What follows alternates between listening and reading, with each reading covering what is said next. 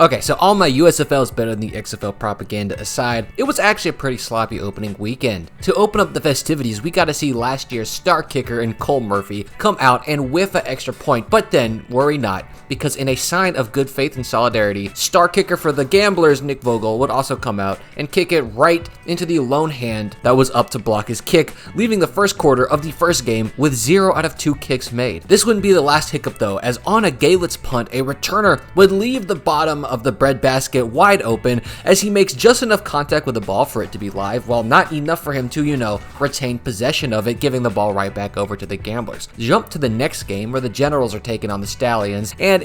I don't hate people fielding dangerous punts, but maybe inside the 5-yard line when you're more surrounded than a prisoner of war getting transported to a different jail cell. That's probably a tall order to call that play a good decision, and he ends up downing the ball himself at the 6-yard line when you just think you probably risk it coming out to the 20 and let it go over your head. But flip the script, because Brock was putting on an absolute show for most of the game, except for this one punt that took a hell of a negative bounce to get him a whopping net of 16 yards, which is just unfortunate that nobody seemed to be able to down it. The next day, the Specs would look,